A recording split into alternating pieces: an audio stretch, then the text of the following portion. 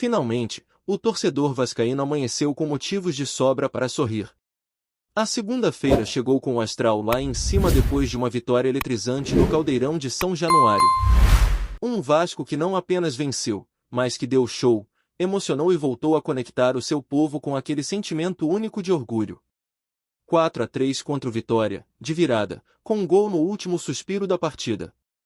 Não tem como começar a semana melhor do que isso.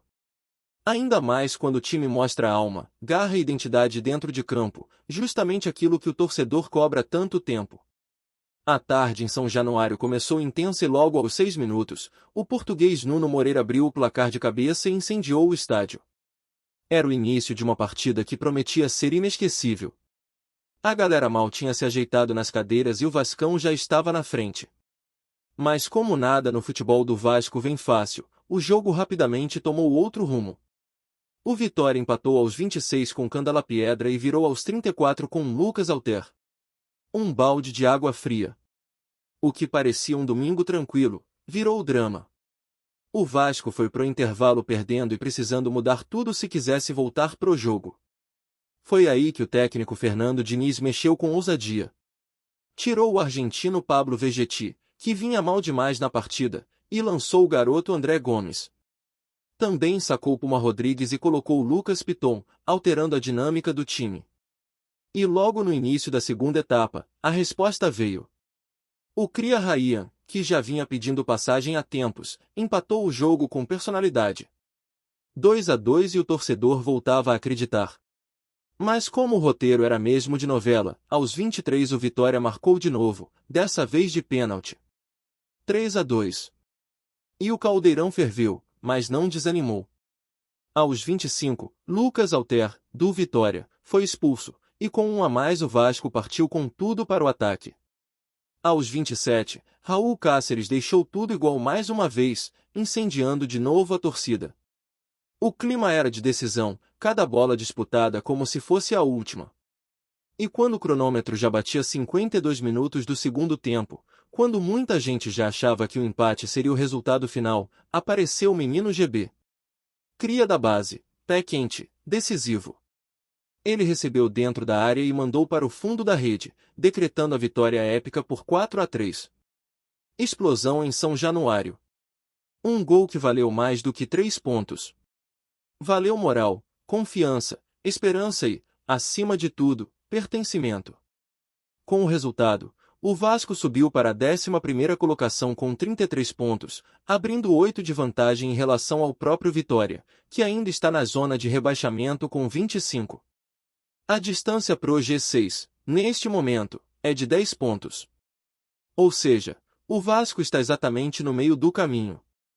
E se for analisar a matemática da permanência, o clube precisa de 12 pontos em 33 que ainda estão em disputa para garantir sua permanência com segurança. Ou seja, vencer 4 dos 11 jogos restantes já pode ser suficiente para afastar de vez qualquer risco de queda. E mais do que os números, o que enche os olhos do torcedor é a evolução dentro de campo. O Vasco tem demonstrado um futebol mais equilibrado, mais competitivo e, principalmente, mais vibrante. O time se entrega, corre, disputa cada lance com intensidade. E quando as vitórias vêm de forma dramática como essa, com garotos da base decidindo, é impossível não se empolgar. O clima em São Januário é outro. A torcida voltou a acreditar. Agora o elenco terá 10 dias de preparação até o próximo compromisso, que será contra o Fortaleza, fora de casa. Tempo precioso para recuperar fisicamente e ajustar ainda mais o time. A reapresentação está marcada para quarta-feira, no CT Moacir Barbosa. E enquanto a comissão técnica trabalha, o torcedor segue comemorando o presente e de olho no futuro. E falando em futuro, como não mencionar o momento mágico de Paulo Henrique? O lateral direito foi convocado para a seleção brasileira e virou símbolo de superação. Um jogador desacreditado por muitos, criticado por parte da imprensa e até por alguns torcedores, mas que seguiu firme, trabalhando em silêncio, e agora colhe os frutos. Ele vai representar o Brasil nos amistosos contra a Coreia do Sul e Japão, nos dias 10 e 14 de outubro. Uma convocação mais do que justa, respaldada por números e atuações sólidas ao longo da temporada. O Paulo Henrique é hoje o lateral com mais assistências no Campeonato Brasileiro. É o que mais participa de gols, o que tem mais desarmes por jogo, o que mais acerta dribles. Ele lidera praticamente todas as estatísticas ofensivas e defensivas entre os laterais da Série A. Por isso, ver o nome dele na lista da seleção é motivo de orgulho para qualquer vascaíno. E não para por aí. O Puma Rodrigues também foi convocado, mas pela seleção uruguaia. Ou seja, os dois laterais do Vasco estarão representando seus países na próxima data FIFA. Algo que só mostra o quanto o elenco cruzmaltino está valorizado e o trabalho está sendo bem feito. Claro que isso gera preocupação para o técnico Fernando Diniz, porque os dois podem não estar disponíveis para a partida contra o Fortaleza. O jogo da seleção brasileira contra o Japão será na manhã do dia 14, e o duelo do Vasco é na noite do dia 15. Com 12 horas de fuso horário, deslocamento, desgaste e logística complicada, é difícil imaginar Paulo Henrique entrando em campo no dia seguinte. O clube ainda não confirmou se haverá voo fretado ou alguma estratégia específica, mas já é certo que será uma semana de atenção total a esse tema. Enquanto os titulares brilham, a base mostra sua força. O nome do jogo foi GB, mas Ryan também merece todos os elogios. O garoto marcou um dos gols, teve 5 finalizações, ganhou 5 duelos, 2 desarmes e mostrou uma maturidade impressionante. Ele está se tornando peça fundamental no esquema de Diniz. É rápido, técnico, forte, sabe finalizar, cabeceia bem e ajuda na marcação. Um atacante completo, que não se esconde e decide. E o Vasco já está se mexendo nos bastidores para renovar seu contrato, aumentar a multa rescisória e segurar a joia por mais tempo. Hoje a multa gira em torno de 40 milhões de euros, mas a ideia é subir esse número para manter o atleta no clube por pelo menos mais uma temporada. E isso faz parte de um planejamento maior, que passa por Kaique Barros, GB, Marlon Santos e tantos outros nomes que estão surgindo com força da base. O Vasco entendeu que o seu diferencial está ali, nos garotos que jogam com coração, que sentem o peso da camisa, que conhecem São Januário como ninguém. Ontem, por exemplo, Kaique Barros manteve a sua invencibilidade. Em todas as vezes que entrou em campo pelo profissional em 2025, o Vasco não perdeu. Um número que parece apenas estatístico, mas que mostra o impacto real do garoto no time. Ele dá equilíbrio, protege a defesa, tem boa saída de bola e ainda ajuda na criação. IGB, mais uma vez, mostrou frieza e talento ao decidir nos acréscimos. Não é qualquer garoto que entra com a pressão de um clássico jogo empatado e faz o gol da vitória com a tranquilidade que ele demonstrou. Fernando Diniz, inclusive, rasgou elogios para os dois. Chamou o GB de joia e destacou o quanto Ryan é um jogador raro no futebol brasileiro. Segundo ele, o camisa 77 é diferente, tem características únicas e pode render milhões ao clube. A comissão técnica vê nele um potencial de venda altíssimo, com possibilidades de render ao clube mais de 300 milhões de reais em uma futura negociação. Mas por enquanto, a prioridade é segurar os talentos, fazer um bom campeonato brasileiro e, quem sabe, sonhar com algo mais.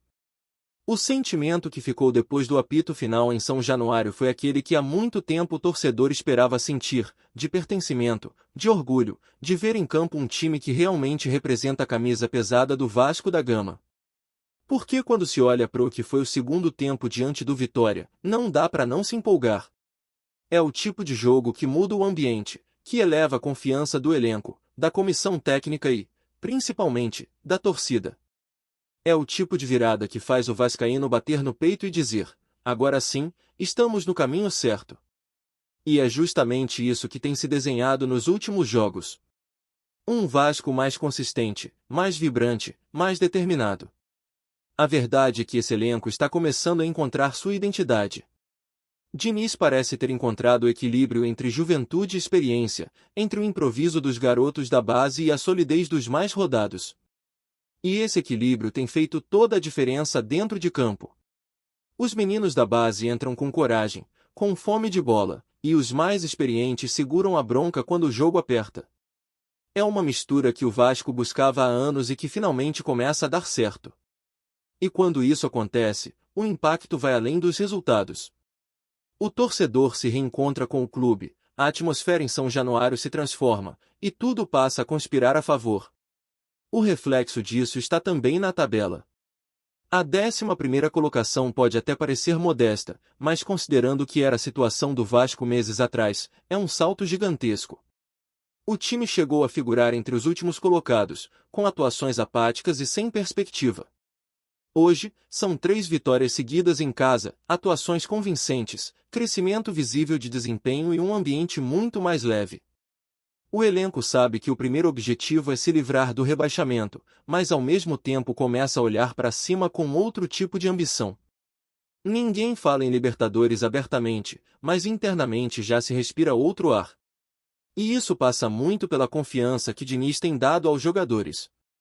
Quando um treinador confia nos seus atletas, quando permite que os jovens tenham voz, que os erros sejam parte do processo, o grupo cresce. GB, por exemplo, já vinha sendo preparado para esse tipo de momento. Não foi sorte ele ter decidido o jogo. Foi consequência de um trabalho feito com paciência, com respaldo e com a confiança de quem acredita que ele pode ser muito mais do que uma promessa. O mesmo vale para Rayan, que a cada partida se mostra mais maduro, mais decisivo, mais importante. São jogadores que carregam algo diferente, que entendem o que é o Vasco, que cresceram sonhando com aquele momento de decidir em São Januário. Outro ponto que precisa ser destacado é o crescimento tático da equipe. O Vasco tem mostrado um repertório mais amplo. Já não depende apenas de uma bola aérea ou de uma jogada individual. O time constrói, propõe, troca passes com qualidade e ocupa bem os espaços. A transição defensiva ainda precisa de ajustes, como o próprio Diniz reconheceu após o jogo, mas é nítido que há uma evolução. Contra o Vitória, mesmo em desvantagem no placar 2 vezes, o time não se desesperou. Manteve a posse, rodou a bola, buscou o melhor momento para atacar. E quando teve superioridade numérica, soube aproveitar. Isso é sinal de maturidade. E se o lado coletivo cresce, o individual também. O Vasco tem jogadores em fase excelente. Paulo Henrique é um deles. E a convocação para a seleção brasileira vem como um prêmio por tudo que ele tem feito nessa temporada. O lateral não é apenas regular, ele tem sido decisivo. Participa de jogadas ofensivas, ajuda na recomposição, tem números superiores a todos os outros da posição no Campeonato Brasileiro. Não é exagero dizer que, hoje, ele é o melhor lateral direito do país. E ver um jogador do Vasco convocado é sempre especial. Porque não é apenas sobre futebol, é sobre representatividade. O vascaíno sente orgulho, vibra como se fosse um título. E é isso que diferencia esse clube. O mesmo vale pro Puma Rodrigues, que também foi chamado pela seleção uruguaia. Ter 2 laterais convocados por suas seleções ao mesmo tempo não é pouca coisa. Mostra que o elenco está sendo valorizado, que há talento, que há competência no trabalho diário. É claro que isso gera um problema pro jogo contra o Fortaleza, já que os 2 estarão em campo no dia anterior por seus países. Mas ao mesmo tempo, isso abre espaço para novas oportunidades. Diniz pode lançar outro jovem, dar chance para quem vem buscando espaço. E é assim que os elencos se formam, com competitividade, com opções e com gente preparada para assumir o protagonismo quando for necessário. E se a base está respondendo tão bem, muito se deve também ao trabalho interno do clube. O Vasco tem tratado seus talentos com mais cuidado, tem valorizado suas joias e evitado repetições de erros do passado. No caso do Rayan, por exemplo, já existe um movimento para renovar o contrato, aumentar a multa e garantir que o clube tenha o controle da situação quando as propostas chegarem. Porque elas vão chegar. É inevitável. Jogador com o perfil dele, com esse desempenho e com essa idade, chama atenção de fora. E o Vasco precisa estar preparado para isso. Não apenas para vender bem, mas para segurar o jogador no momento certo, extrair o melhor dele dentro de campo e só depois negociar. É assim que se faz futebol de forma sustentável. Antes de continuarmos, já te convidamos para se inscrever no canal Colina News e deixar seu like, assim você fica por dentro de todas as novidades do Vascão de forma exclusiva. Bora continuar! O mundo do futebol brasileiro está em polvorosa com rumores que prometem abalar as estruturas do país.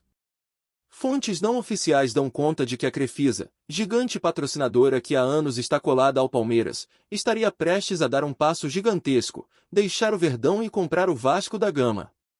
Sim, o histórico clube carioca, conhecido por sua torcida apaixonada e tradições centenárias, pode estar prestes a receber uma injeção milionária sem precedentes.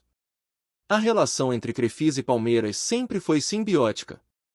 Os aportes financeiros transformaram o Verdão numa potência do futebol brasileiro, trazendo craques, títulos e investimento pesado em infraestrutura. Mas, segundo os boatos que circulam nos bastidores, a empresa estaria de olho em novos horizontes, e o Vasco surge como candidato perfeito. Imaginam só? Um clube que lutou nos últimos anos para se manter competitivo poderia, de repente, contar com recursos capazes de reformar o estádio, contratar grandes nomes e disputar Série A com força total. Por enquanto, nada é oficial. A Crefisa segue em silêncio absoluto, negando qualquer negociação. Enquanto isso, a diretoria do Vasco estaria mantendo reuniões discretas para avaliar a viabilidade do negócio, ponderando os riscos de uma mudança tão drástica sem comprometer a identidade do clube. Os torcedores, claro, estão divididos, há quem sonhe com a volta aos tempos de glória e há quem tema que a alma cruz maltina se perca em meio a interesses corporativos. Se a transação realmente se concretizar, o futebol brasileiro viverá um terremoto. Palmeiras sentiria o impacto do rompimento, Vasco poderia ressurgir como uma potência, e o burburinho nos bastidores seria inesgotável. Até que algum anúncio oficial apareça, resta apenas aos fãs acompanhar cada rumor, cada pista, com o coração na mão, imaginando como seria ver a Crefisa de braços dados com o Clube da Cruz de Malta.